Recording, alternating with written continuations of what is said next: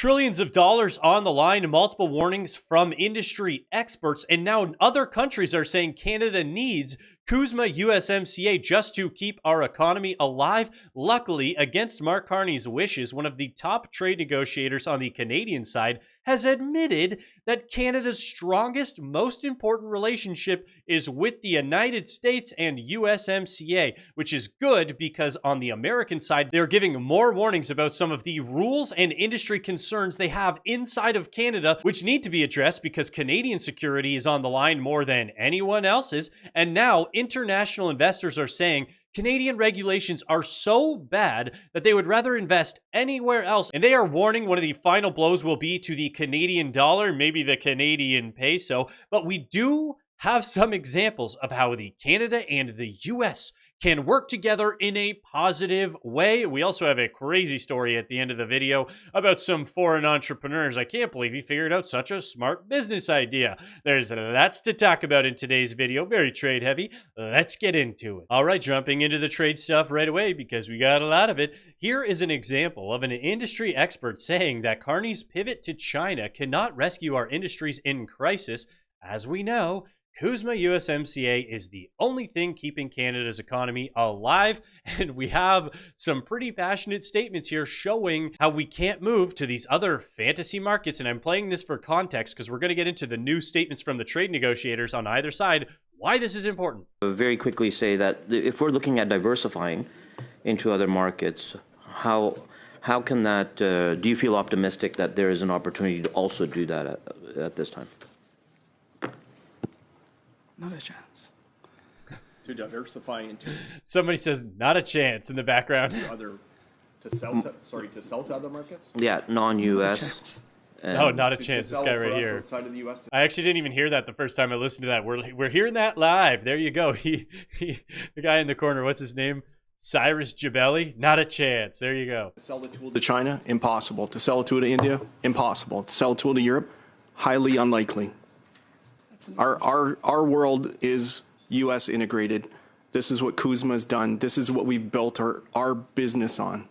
There you go. To sell a tool to China, impossible. To sell a tool to India, impossible. To sell a tool to Europe, highly unlikely. And luckily, we have potentially the first sane voice in the room coming from Janice Charette, one of the lead negotiators on the Canadian side. And she here admits how important CUSMA USMCA is because her goal is to keep it. She wants CUSMA. She wants this deal to stay in place and she wants to keep the bulk of it because it's so important and it's beneficial to literally everyone. And we get the Canada, US, Mexico all working together. It is a powerhouse for one of the most gargantuan free trade zones in the world. Just start with what might be a statement of the blindingly obvious.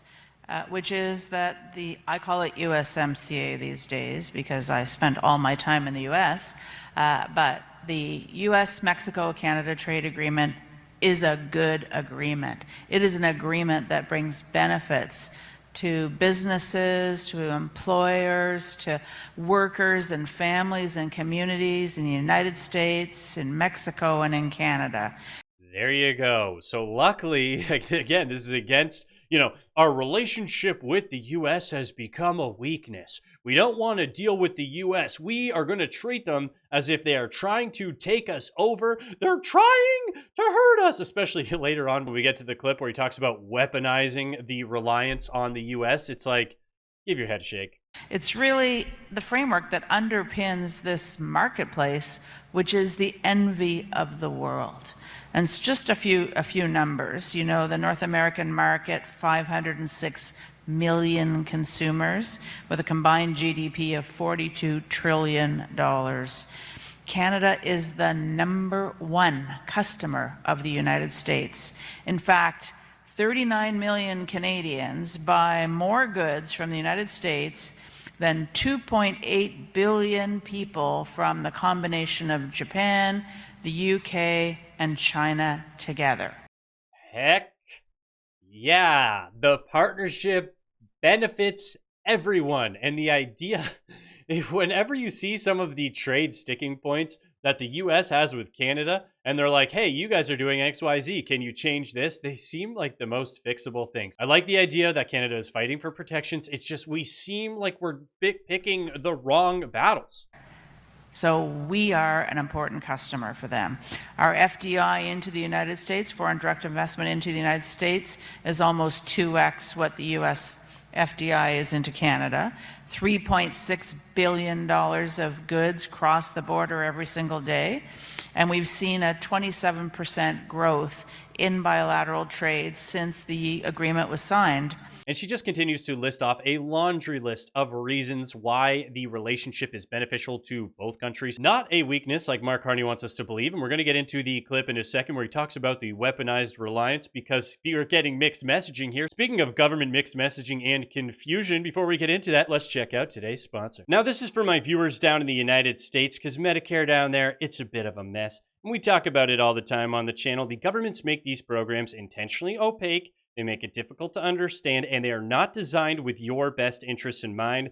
There are thousands of plans, and the government's own Medicare website has already been flagged for inaccuracies, and that's why most people just end up taking what the broker pushes on them and then just hoping for the best. But we know hope is not a strategy. As a Canadian from the outside looking in, it's getting hard to watch, and that's why I got to tell you about Chapter, because Chapter is the only national advisor who actually takes time to compare every Medicare option, not just a few of them. And that's why a woman named Lisa, she left a customer review. She said Chapter helped her find options that weren't even on the Medicare.gov website. Chapter's advisors are independent, they are unbiased, and a call is completely free. It takes under 20 minutes, and you can find out if your coverage actually fits your needs. And did I mention that the call is free? And that's why you gotta call Chapter. The number is 877-204-0194. Again, that is 877-204-0194. Get the data, get the facts. We love facts on the channel. Get it right and call Chapter today. You gotta call them, guys. Once again, guys, make sure you give them a call. That handsome YouTube tycoon, the ambassador to Canada, US ambassador there, male model, he knows what he's talking about. Anyways, getting into this clip here, where he talks about the weaponized reliance that the US forced on Canada. Talk about zero accountability. Talk about not wanting to accept or acknowledge the real problems. I watched this clip and I know that like the boomers, you know, the elbows up are like, so true. And then you listen, you say, take a step back from what he's saying here and realize if there's any other problem, okay? To be blunt with Canadians who are watching tonight, does your government want CUSMA to stay in place? Absolutely. So then why are you calling those close economic ties a weakness? They are what form CUSMA. Well, because for decades we have developed integrated supply chains, certain sectors more than others. We've become overly dependent on one trading partner who has turned around, as the Prime Minister has also said, and weaponized that very dependency or integration against us. Okay, that statement right there was the first thing that I had a problem with. Yes, our supply chains are incredibly integrated. Yes, we know that a lot of the success is because we have been way over leveraged on one trading partner. So you right there are admitting a lot of Canada's success is directly linked and connected to the success of the United States. Okay, we've established that. Now we know that's true. Explain to us, where did the US stop Canada from developing, innovating, diversifying? Where in all of the trade negotiations did they say, you have to shut down all of your domestic mining projects? You have to shut down all of your domestic resource projects. Oh, you do have businesses that want to start in Canada, you know, people who do want to innovate, they want to produce, but then they leave. They flee from Canada because of the business environment that you guys created, the environment that makes it so uncompetitive inside of Canada, where people don't even want to invest in their own businesses to grow productivity. Did the US limit us from doing that? Did the US make us take in millions and millions of international people through Operation Curry Bomb who are here just to suppress wages and do quantitative peopling and pretend like we have a real serious economy. Did the US force that? I don't think they did. I don't think they forced any of those domestic problems, which left us in a weak position, so that yes, when the Americans did come out and said, we are going to play hardball until you do things our way so you can keep access to our economy, sure, Canada is in a tough position because of the new changes and the crackdowns that the US wants. But if you idiots, if you losers, if all of the liberal government didn't spend the last decade plus running us into the ground, we would have diversified when the countries were at the border begging us for a supply of our resources, begging us for opportunities to trade, and all of these things that we shut down. So shut up about saying they weaponized our reliance. We put ourselves in that position. The only reason that we are extremely reliant on the US is, one, because the geography makes sense. It's a no-brainer for us to want to remain part of the largest economy in the entire world. And also, we shut down every single project on our own inside of Canada all the time. So you shut up, take some responsibility for your bad management, your bad behavior. It's been 11 years. We're going to get into examples of it too. We're in a circuit. He said it in Davos. He said it again in his video.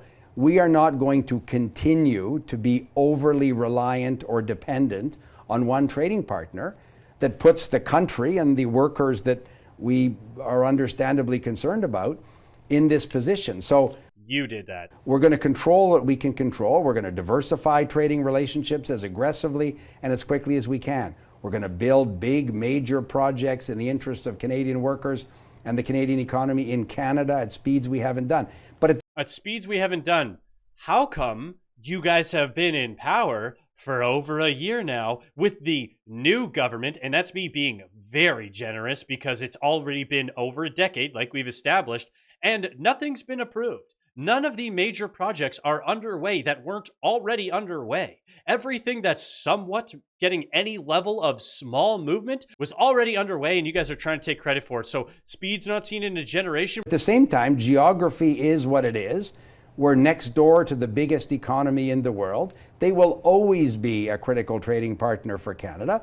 And back to the original premise, and for 30 or 40 years, we became reliant on that particular market for Canadian exports. So we're not going to continue that, but we need to manage that to preserve what is the best circumstance we're in compared to other countries now. I've been saying that forever. Lock down the best deal with the geographic equivalent of winning the lottery. Once we've done that, use it as a baseline foundation to diversify to other markets, to diversify to other nations and countries. Because we just saw at the beginning of this video why I wanted to show that clip. You can't sell into India. You can't sell into China when it comes to these actual products. Like he was talking about selling tools and these other things. We can only sell our resources. They don't want our widgets, our gadgets, or anything else. America, however, will buy the things that we produce. So why don't we get the deal that covers the bills here in Canada and then grow and invest in other markets? Guys, I'm not some kind of super genius who's been studying rocket appliances my whole life. How have I been able to say this for years that this needs to be done? And our government was like, no, we're going to just go and diversify into markets where we are going to battle for market share without any baseline sales underneath. And it's funny because we know China is just such an issue here because the US is trying to cut them out. Mexico is trying to cut them out. Canada is trying to deepen ties, and I'm not saying we can do zero trade with China, but you'll see the ties that we're deepening in a second. U.S. Trade Representative Jameson Greer said that there have been obstacles in discussions with Canada, and those have yet to be resolved. U.S. officials have said USMCA needs to be revisited and reimagined, and has specifically criticized Canada's efforts to fortify trade ties with China, America's biggest geopolitical rival. Yeah, because they're trying to stop the dumping and we're going to get into the rules of origin stuff in a second. U.S. Trade Representative Jameson Greer, yet again, also states that the U.S. must address dairy matters with Canada either via USMCA negotiations or enforcement action. So something's happening around the dairy. I don't get why we don't just allow the U.S. to compete with their dairy inside of Canada, because we can see from all of the online sentiment, Canadians are terrified of U.S. milk. And the whole reason that you have these rules in place, like the rules of origin, all of these, ways to limit the competition from the outside forces, is because you're worried that they're from a subsidized, cheaper nation who's going to come in and undercut the prices. The US is not some third world country that's going to come in and undercut Canadian dairy just based on price. They deal in USD. They have a regulated market like us. Like they would be competing through actual rules of free market competition, not just undercutting our markets. And just to show how bad of a strategy Mark Carney has had in these trade negotiations, he's flying to meet with Luxembourg, a fake country that doesn't even exist, instead of trying to get deals done with the US, when the US has a clear and obvious goal to shut down on globalization, like they said, while Canada, and it's still so funny, the world is a more divided and dangerous place, so we are going to globalize more than ever. That's the, complete oxymoron that he keeps telling us that Canadians seem to be buying. But here we go, Greer's comments here. Thank you, Mr. Chairman. So one thing, if you look at what's happened over the past few months, Mexico has taken some important steps to help get at this issue. There's much more to do. Mexico on its own has decided to raise tariffs on certain products from China and Vietnam and certain other economies. And this is because Mexico itself understands that it needs to be better aligned with the United States on trade policy to avoid the kinds of issues you're talking about, to avoid subsidized products coming in from Asia and elsewhere. And Canada is doing essentially nothing for that, when we should be putting tariffs on Chinese goods so they can't be dumped into the Canadian ports under a label of a Canadian company where it's just China steel, and we're calling it Maple Steel, even though it's 100% Chinese owned and operated, and they can dump that on the Canadian side. Doesn't benefit Canada in any way. And undermining the North American market. So Mexico has already taken steps on this issue. We need to adjust the rules of origin. In Trump's first term, working with this committee, we adjusted rules of origin for automobiles, and that drove more investment in automotive production in the United States. We need to take that same model and we need to take it to other goods as well, to make sure that rules Shout out to Mexico. of origin are robust and strong, to make sure that our manufacturers have an incentive and a comparative advantage relative to others. So is Canada making any of those changes that Mexico has? Because one of the manufacturers I see in this room, in fact, his direct competitors are the Canadians, and it comes to defense equipment. So are the Canadians playing by the rules there? A little bit on steel, they've done this, but overall, they've indicated that they want to be trading more. They want to have more trade agreements with more countries. They're doubling down on globalization when we're trying to correct for the problems of globalization. So those are two models that don't fit together very well. It's competing goals. It's competing goals. Like, the U.S. is trying to build up first, of course, America first, absolutely. But they're trying to build up North America. They want everything to be here. If we're going to have integrated trade relations between Mexico, the U.S., and Canada, then yeah, it would make sense to focus less on the globalization side of things. But Canada wants even more of it. I've had conversations with Canadians. We're in regular contact, and we've talked about these issues. Again, there'd have to. That was actually an interesting thing, because he said he's in regular contact with the Canadians, and we keep getting mixed messages.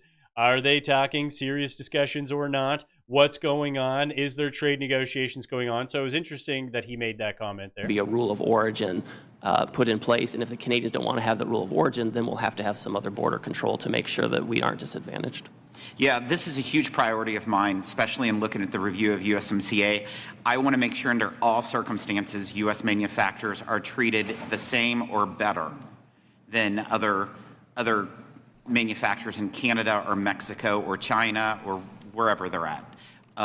So I appreciate your work there. Off the top of my head, I'm not familiar with Mr. Smith, but something tells me he leans Democrat. Maybe he's a Republican. I don't know. Americans, feel free to correct me down in the comments if that guy, Mr. Smith, is a Republican. Maybe he is. But you can see how serious he takes it with the rules of origin, with the competition. And that's why we have to take this seriously. When Carney's new advisors may turn to the issue of Chinese spy machines on wheels. This is a new article. When the new members of Prime Minister Mark Carney's Council on Canada-U.S. Trade convenes next week, Canada-China economic relations and the agreement Canada made to give Chinese electric vehicle makers a toehold in the Canadian market will likely be hard to avoid. I have always said that the China deal would be an issue during the trade negotiations with the US, and I do believe it will need to be discussed. And guess what? Almost the entire auto industry on the Canadian side doesn't want the China deal either.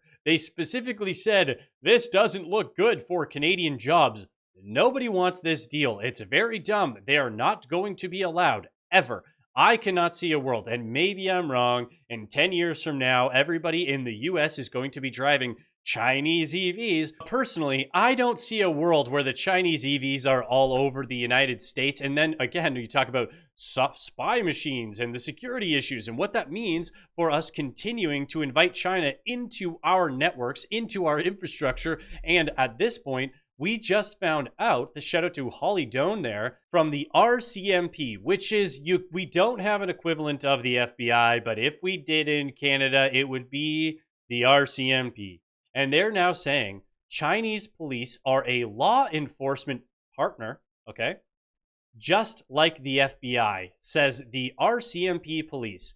Details of the partnership agreement with Beijing cannot be disclosed without their permission, says Deputy Commissioner Brian Larkin. So there you go. Canada's equivalent of the FBI then took the time to say, well, the Chinese state police are now getting treated as a law enforcement partner inside of Canada, just like we would partner with the FBI. We are going to welcome in the Chinese Communist Party to our law infrastructure, to our intelligence agencies, to having access to Canadians on Canadian soil. But however, we're not allowed to know as Canadians what the details actually consist of for this agreement, because China, notorious for disclosing their plans and what they're, doing in the background, won't let Canadians know what's going on. That's good. And when the ambassador put this out here, he said, great meeting today with top Canadian mining and minerals CEOs for a frank discussion on building out North America's critical minerals supply chain.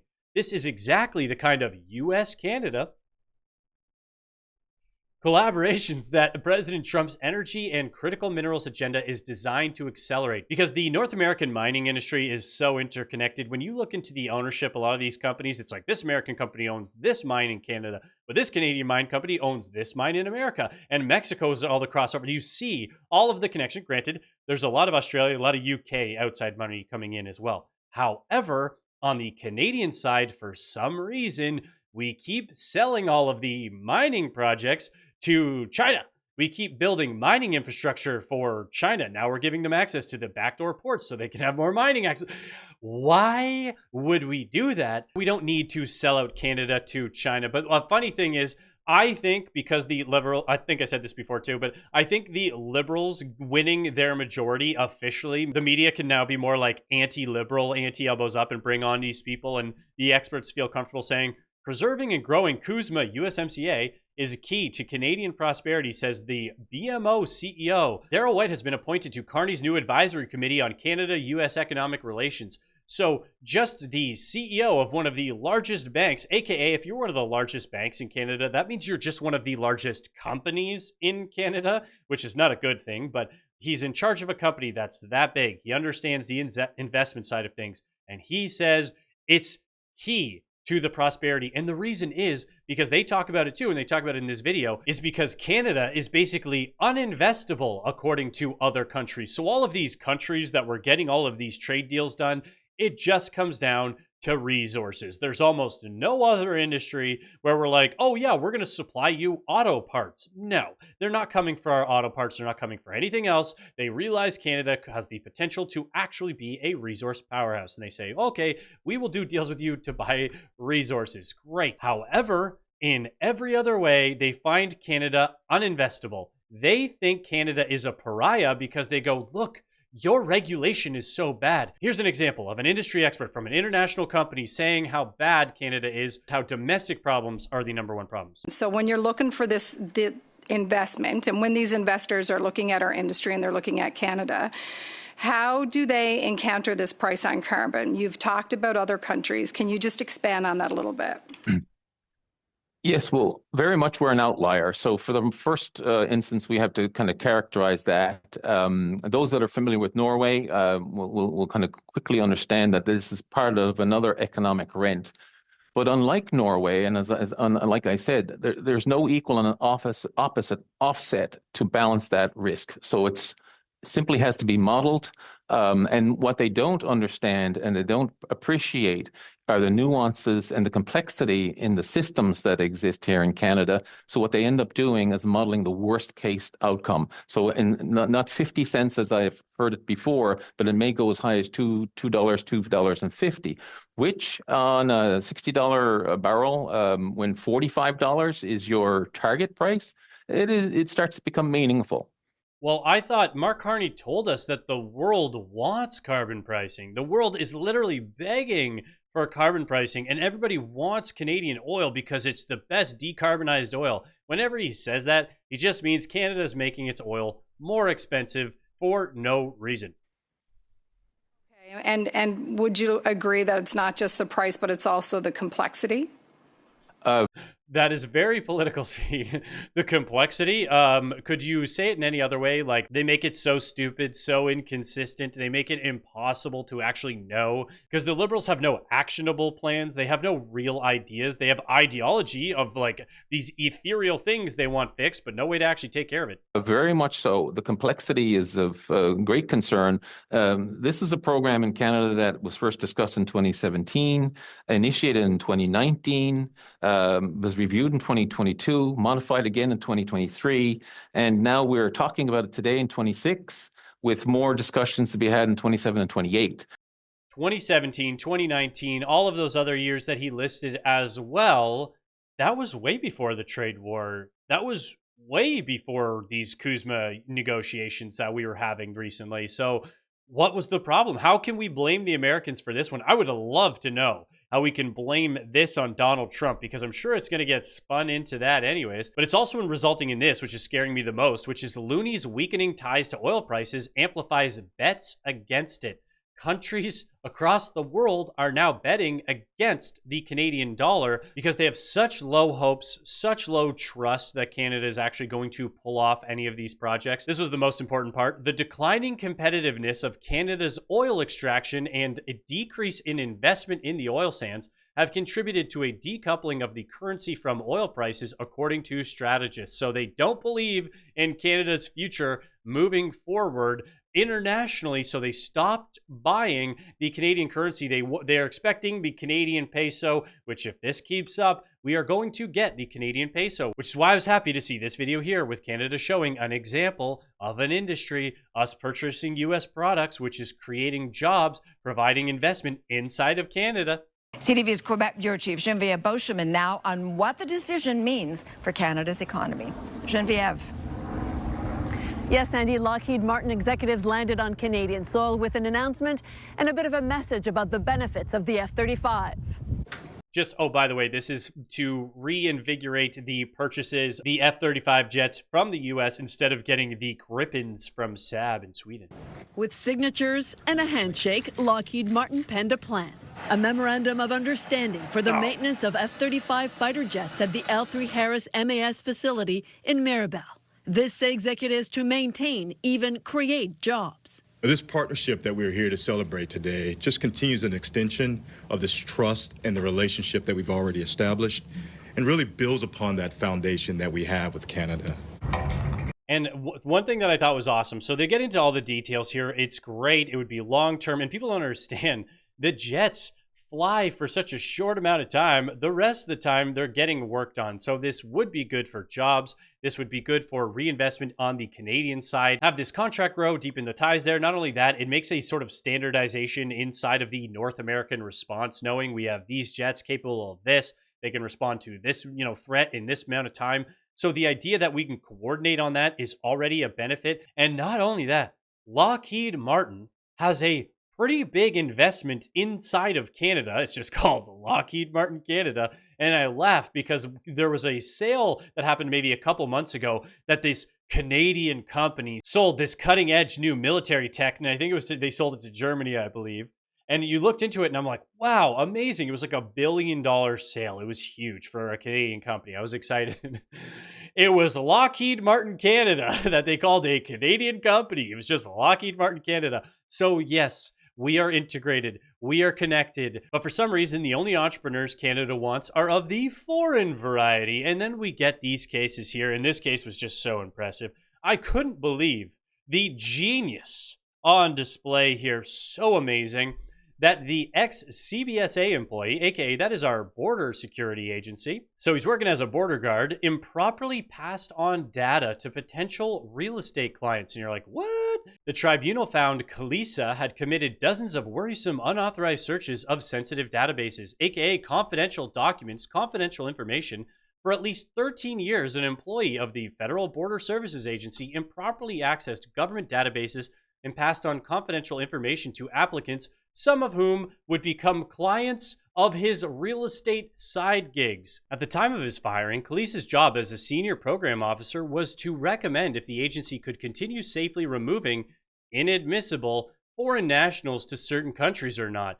But Kalisa, who immigrated from Rwanda decades ago and is deeply connected to the Rwandan community, was also a part-time real estate agent and manager.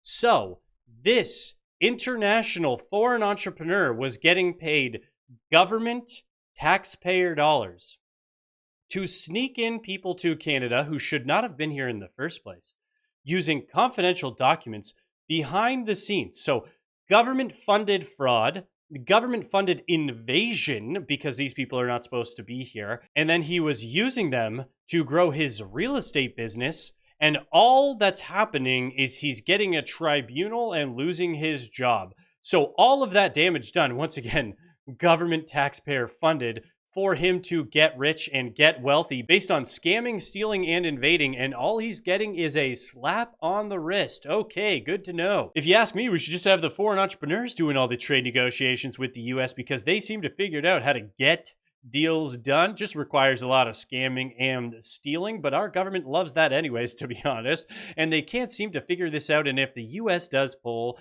Canada's last lifeline of CUSMA USMCA, it is not going to be good. Let's just get the deal and move North America forward and continue to be the strongest trade zone in the world. If you made it this far in the video, you absolutely rock. Don't forget to like and subscribe. We're trying to get these videos out in front of more people. We are trying to grow the channel. And don't forget to reach out to Chapter. Give them a call, guys. It takes less than 20 minutes, completely free. The number is in the top pinned comment and in the description.